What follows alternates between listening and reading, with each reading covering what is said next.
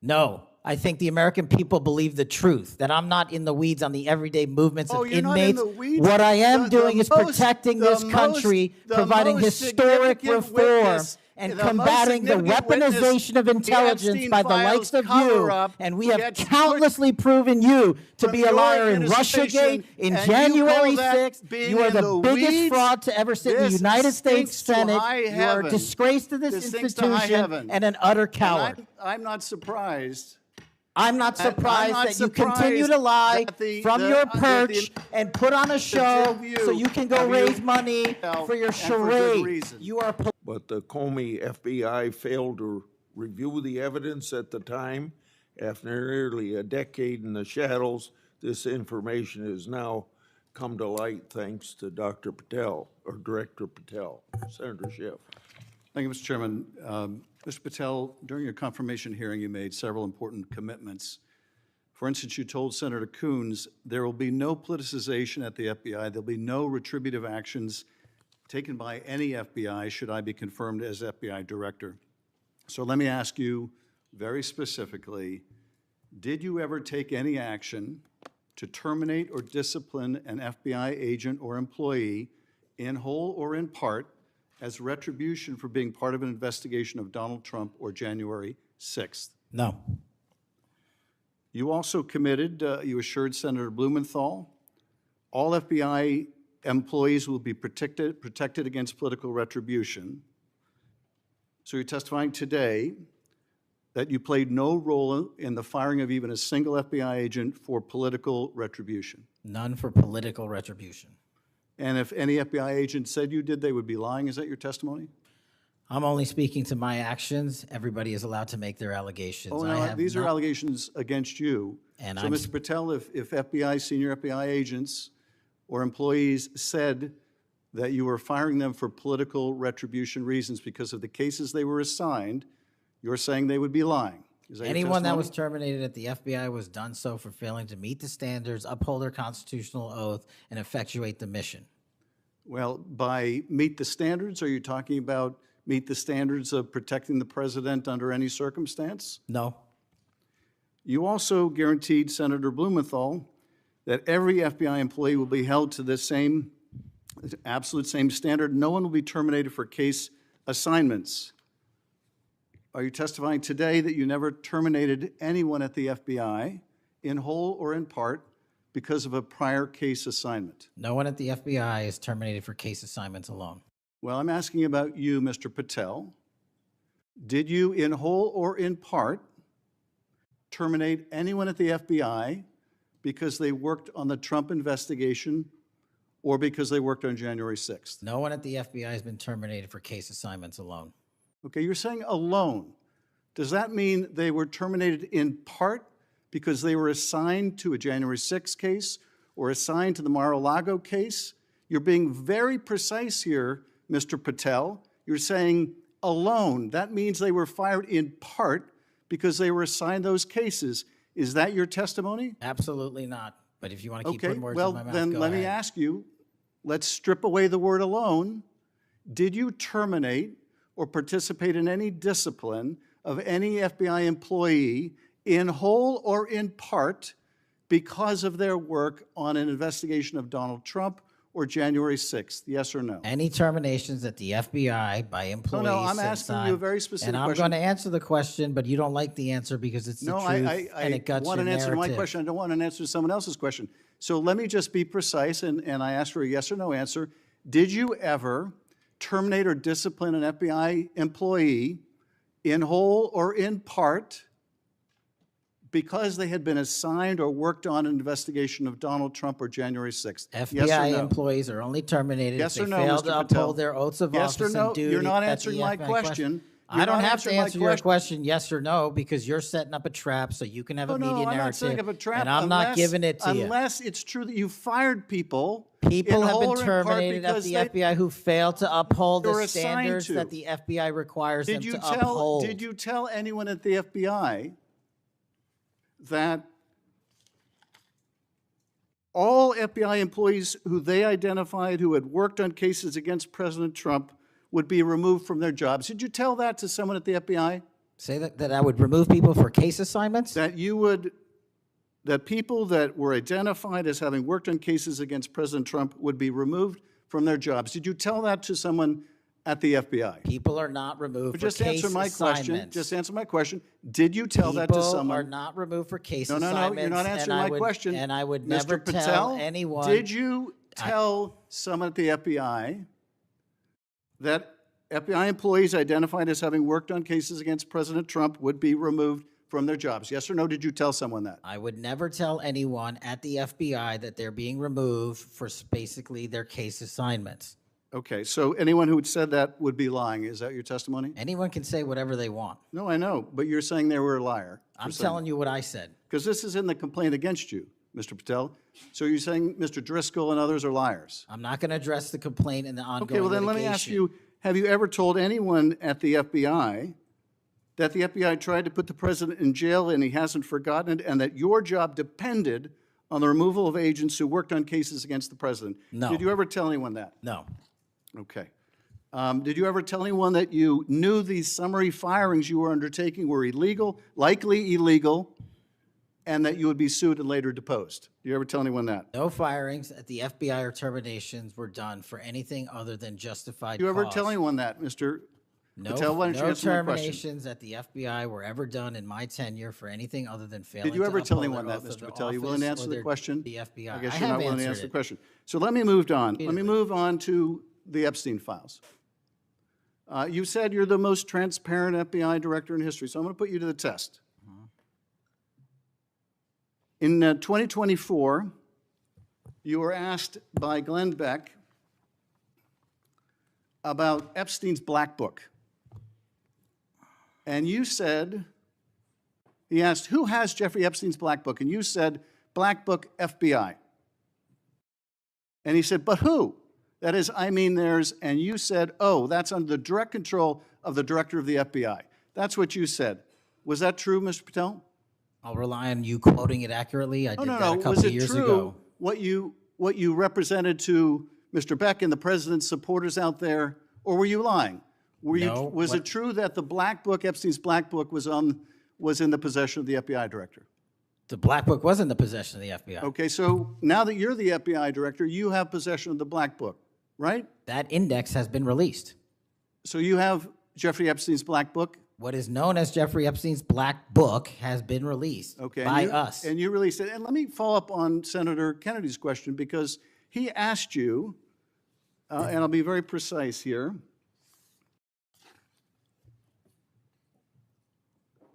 You've seen most of the files. Who, if anyone, did Epstein traffic these young women to besides himself? And you said, himself, there's no credible information, none. If there were, I would bring the case yesterday that he trafficked to other individuals. And Kennedy, the information we have, again, is limited. And Senator Kennedy said, the answer is no one. And you said, for the information we have.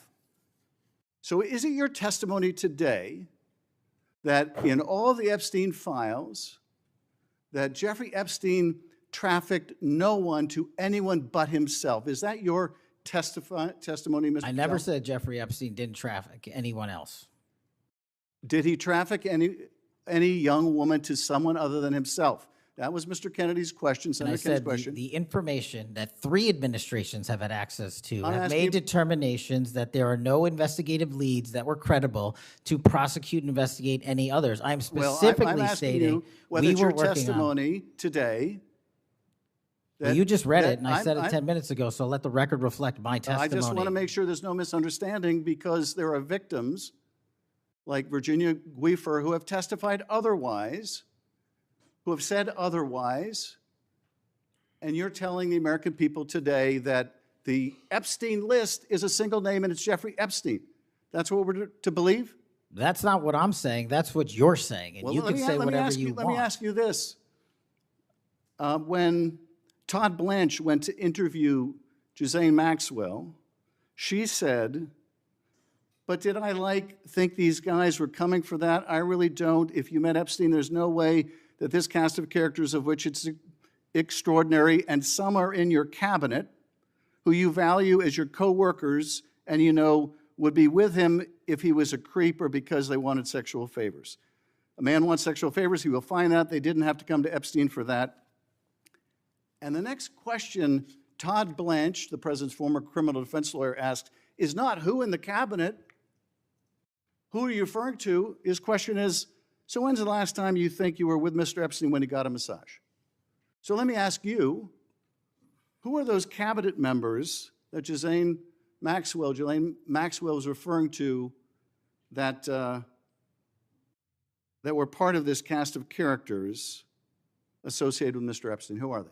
The Deputy Attorney General took the aggressive step that no one else did and interviewed Ms. Maxwell for 2 days, and we released the entirety of that transcript. Who are the cabinet members? I do not have that transcript in front of me. You're picking it piecemeal. The American public can read the entirety of that. One last question, because you clearly won't tell us the cabinet members associated with Mr. Epstein. Let me ask you one last question. And that is, right after she gives this testimony, in front of an FBI agent, among others, she's transferred to a minimum security prison not suitable for a sex offender like herself. Who made that decision and why? The Bureau of Prisons. The Bureau of Decisions made it in prisons. The Bureau of Prisons decided on their own, without any consultation with Blanche or anyone else, that they were going to suddenly, after this interview, completely unrelated to this interview, completely unrelated to anything she said, move her to a prison not suitable for a sex offender. You want the American people to believe that? Do you think they're stupid?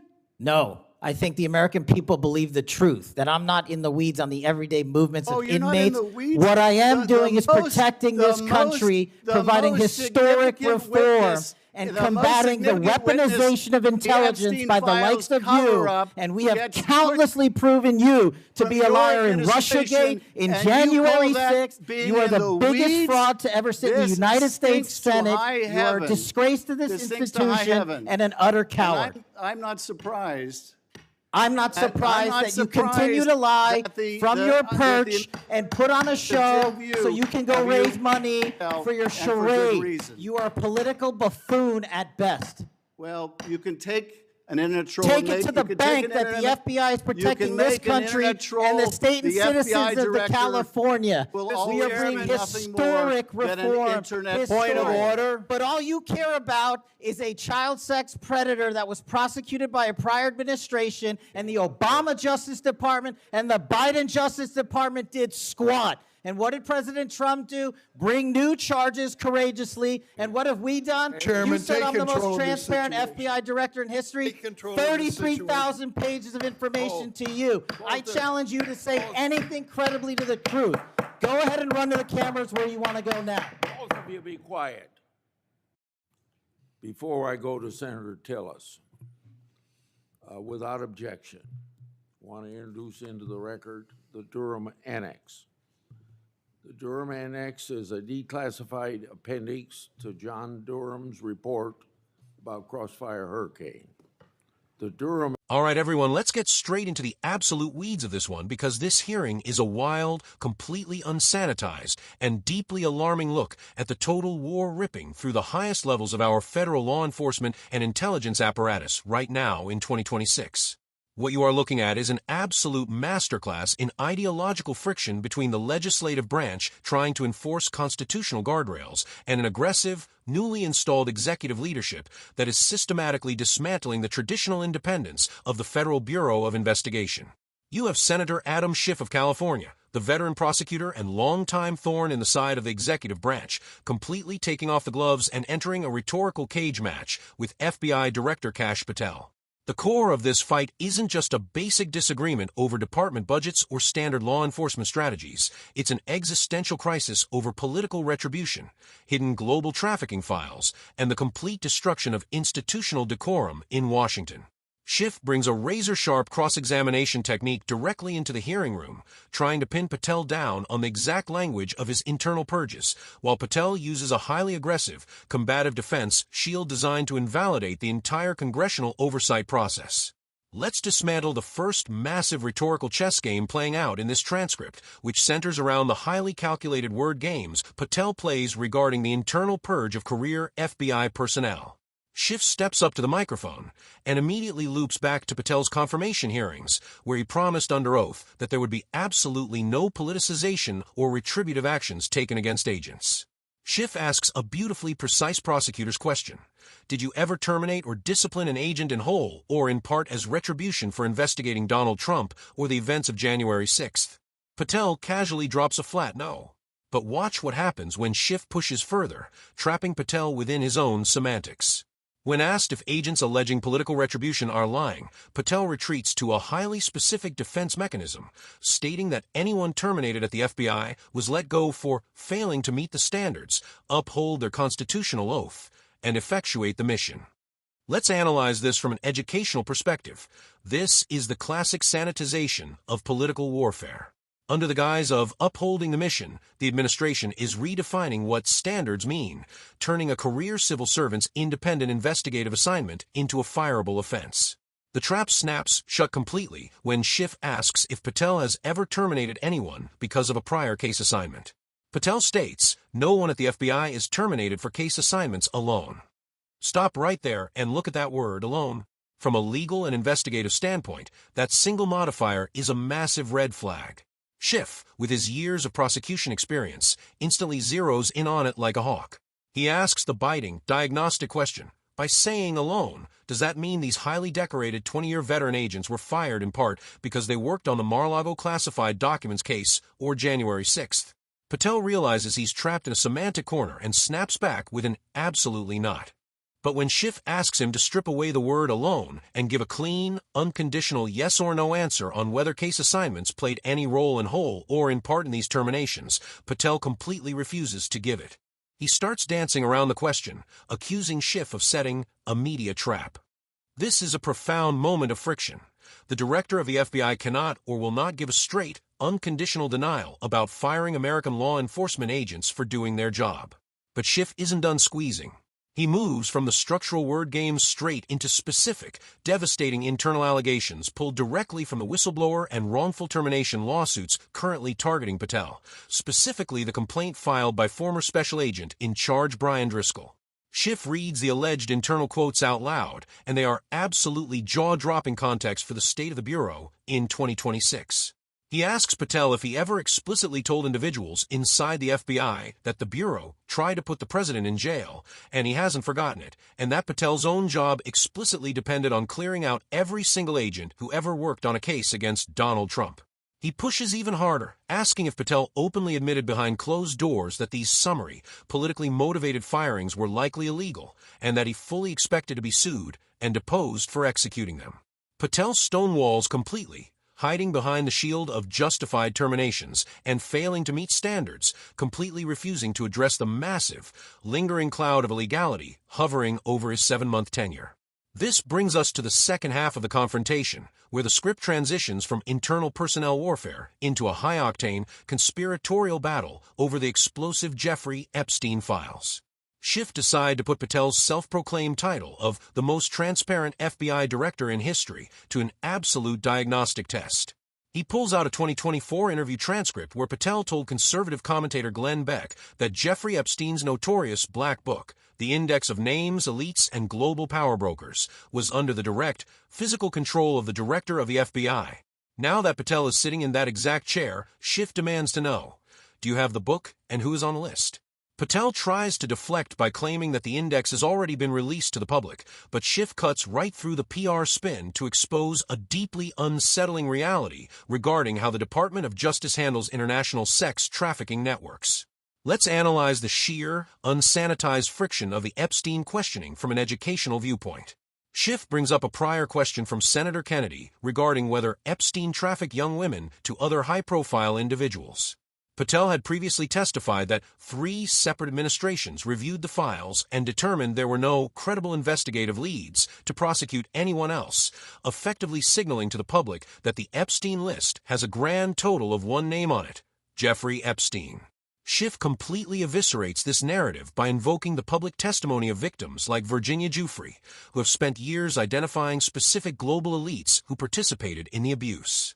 Schiff drops a massive bombshell into the record, quoting a leaked deposition from Ghislaine Maxwell conducted by Donald Trump's former criminal defense lawyer, Todd Blanche, who was recently installed as the Deputy Attorney General.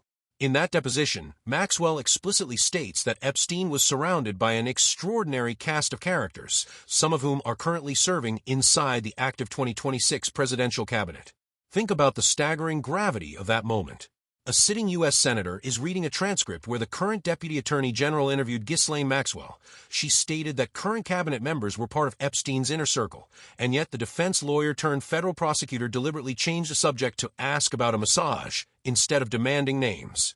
When Schiff demands to know which active cabinet members Maxwell was referring to, Patel completely locks up. He claims he doesn't have the transcript in front of him and accuses Schiff of picking the data piecemeal, choosing to shield the identities of powerful political figures rather than providing the transparency he promised. This leads directly into the final, corrupt sequence of events that Schiff exposes regarding the bizarre treatment of Ghislaine Maxwell. Schiff highlights a terrifying timeline. Immediately after Maxwell gave this highly sensitive testimony, identifying cabinet-level figures to the FBI and Todd Blanche, she was suddenly and inexplicably transferred out of standard housing into a minimum security prison, a facility completely unsuited for a high-profile, convicted international sex offender. When Schiff asks who ordered this unprecedented sweetheart deal and why, Patel tries to pass the buck entirely to the Bureau of Prisons, claiming they made the decision entirely on their own without any outside political consultation. Schiff delivers a biting, sarcastic reality check, looking at Patel and asking a profound question. Do you honestly expect the American people to believe the Prison Bureau just happened to hand Maxwell a massive upgrade completely unrelated to her talking about cabinet members? Do you think the public is stupid? This brings us straight to the incredible, high-drama climax that we used for our hook. Completely stripped of his bureaucratic composure by the Maxwell exposure, Patel unleashes a furious, unhinged personal assault. He drops all pretense of being an objective law enforcement official and morphs into a raw partisan warrior, screaming that Schiff is the biggest fraud to ever sit in the United States Senate, an utter coward, and a disgrace to this institution.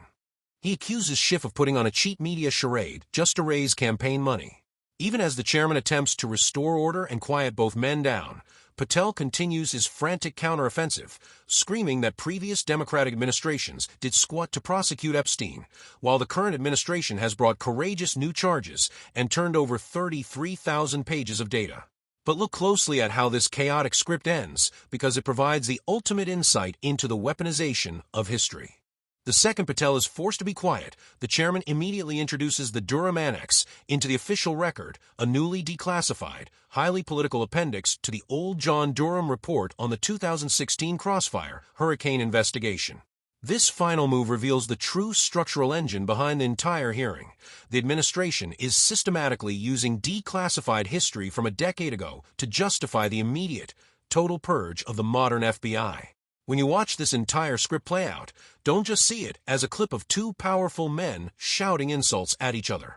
Look at it as a historic, unsanitized window into an institutional collapse where the premier law enforcement agency of the United States is being completely reshaped by a philosophy of executive dominance, while deep, unsettling secrets about global trafficking networks are buried beneath a cloud of hyper-partisan rage.